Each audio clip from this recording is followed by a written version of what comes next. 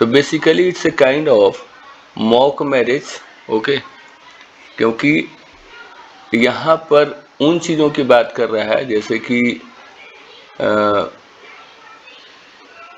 जो मैरिज जो है वो जो वाइफ है उसको लगे तो कि ये लॉफुल है, but in fact the marriage is not lawful. ये नहीं है कि वो पहचान ही नहीं पा रही है कि ये हस्बैंड है या नहीं। कई बार जबकि 496 में जो इंग्रेडिएंट है वो ज़्यादा उससे क्लियर होगा, ठीक है।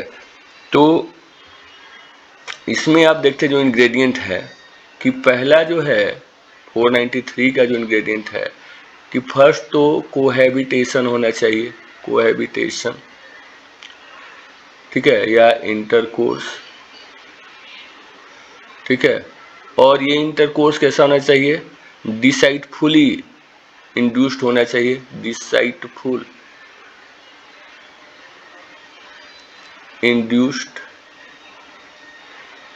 है, ठीक है, मतलब making that women believe that she is the rightful wife of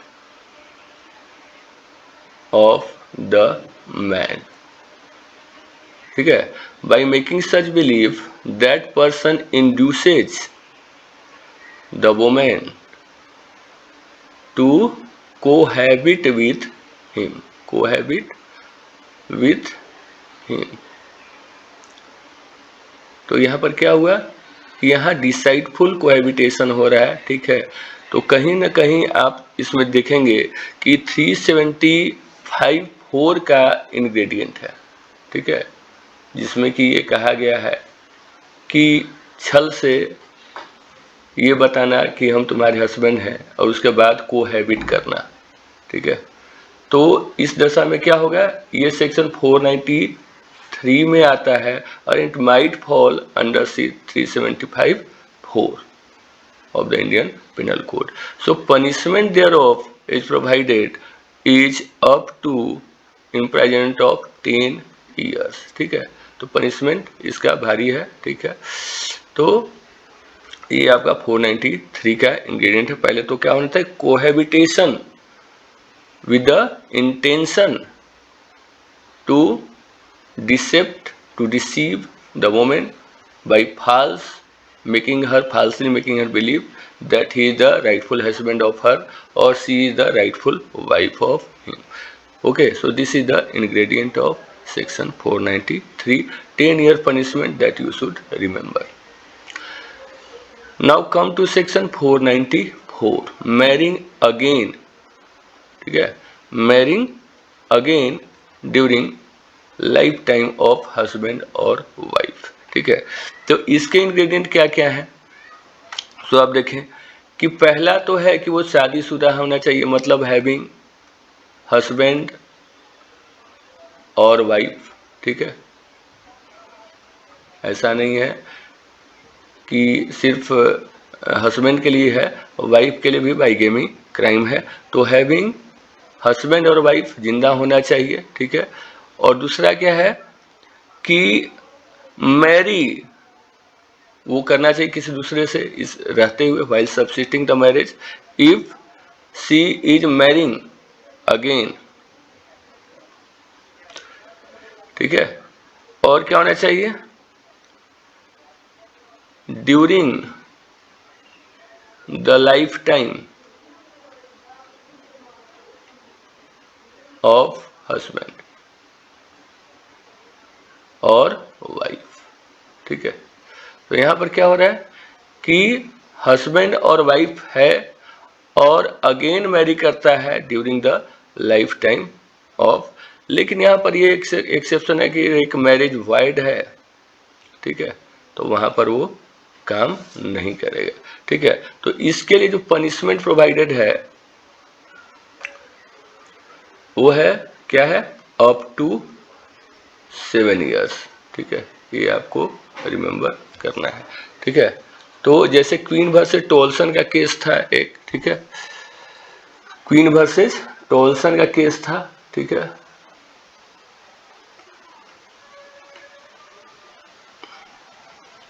ठीक है, क्वीन वर्सेस टोल्सन का केस था, इसमें 7 years तक पति का पता नहीं था, ठीक है, जो कि आपका एक्सेप्शन भी है कि अगर 7 इयर्स तक पता नहीं है, ठीक है, और वो हस्बैंड और वाइफ दोनों ही 7 इयर्स तक उनके जीने का था, पता नहीं वो है भी जिंदा या नहीं है, तो वहाँ पर बाइगेमी का जो क्राइम वो जो है वो नहीं होगा, ठीक है।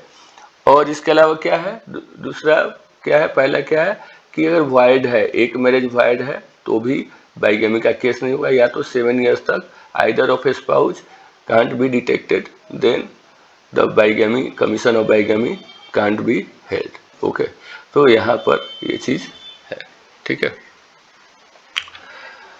अब चलिए 495 का जो इंग्रेडिएंट है, 495 में क्या है कि इसमें है कि same offence with concealment of former marriage, मतलब ये बाइगेमी का ही केस है। देखिए जो 495 है उसमें सारी इंग्रेडिएंट जो बाइगेमी के ही हैं, लेकिन अगर फर्स्ट मैरिज को कॉन्सील करता है, मतलब जैसे फ्रॉड कमीशन की मैं शादीशुदा नहीं हूँ इस टाइप का, और दूसरे तरफ उनका जो है शादी करने की कोशिश करते हैं, शादी करते हैं, ठीक है, तो ऐसे में जो है पनिशमेंट जो है वो 10 इयर्स का है, ठीक है। आपने देखा बाइगेमी कितना है, बाइगेमी में 7 इयर्स का है, मतलब ये ज़्यादा जो है ग्रीवस क्राइम है, ठीक है। तो अगर कंसीलमेंट होता है under section 495, then the punishment would be up to 10 years, while in bigamy, normal bigamy, the punishment would be 7 years. Okay. Now come to section 496, marriage ceremony fraudulently gone through, ठीक है। तो फ्राउडुलेंटली marriage क्या होता है, फ्राउडुलेंटली ये भी dissipation के, अब जैसे आपने पहले देखा कि अगर first marriage being a wide marriage, okay, then the second marriage would be legal, so the person having committed such kind of act would not be held liable for bigamy. But here what is happening, if certain person knowingly performs certain ceremony that he knows that it is false or mock marriage, कुछ भी by exchanging garland or anything before temple etc, before God, okay, and cohabit with the woman or living with that woman, okay, so it would be supposed to fraudulently, okay, fraudulently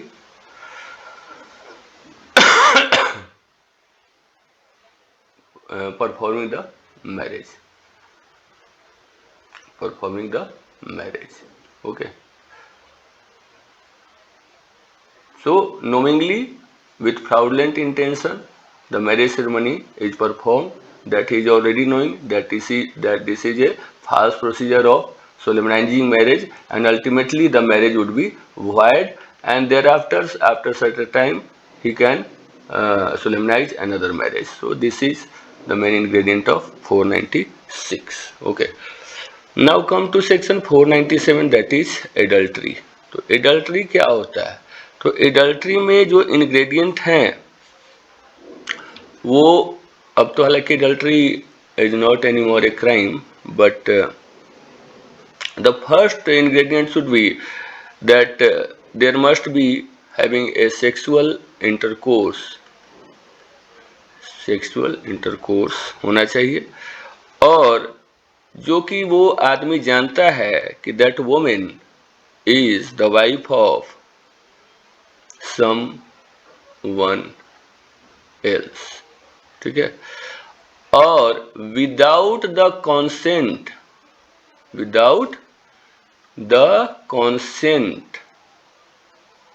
और कॉनिवेंस। देखिए यहाँ दोनों word है, consent एक तो है कि जो मेल है, जो हस्बैंड जो है वो एक्टिवली अगर किसी को consent दे रहा है, it means he is willingly allowing that her wife, his wife, to have sexual intercourse with that man.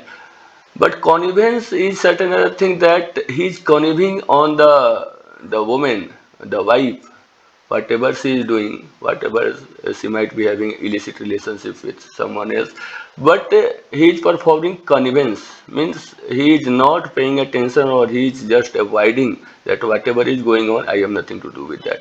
Okay, so in this case, there will be not adultery. Adultery will not be caused. But so here it is a must that the husband must oppose such kind of relationship in order to make that errant person guilty under this section. Okay. However, if it's a kind of abatement to suicide, then it is an offense right now, even now. Okay. So now such sexual offense should not amount to rape, should not amount to, इसका मतलब ये है कि जबरदस्ती नहीं होनी चाहिए, with proper consent. However, the woman is consenting, with consent, that man is making a sexual relation or sexual intercourse. If with the connivance or consent of the husband, then it would not come under it would not fall under the commission of adultery. But if it is without consent, sexual intercourse is taking place, who is a wife of certain person. अब यहाँ पर देखिए, अगर wife नहीं है या divorce हो चुका है या और भी कुछ इस तरह के चीजें हैं, ठीक है, जिसे कोई लेना देना नहीं है, तो फिर वहां पर एडल्ट्री काउज नहीं होगा, ठीक है, या गर्लफ्रेंड है या कुछ और है, तो वहां पे नहीं काउज होगा. लेकिन अगर the person who is making such kind of relationship having reason to believe that she is the wife of certain person, then the offense will be caused. Okay.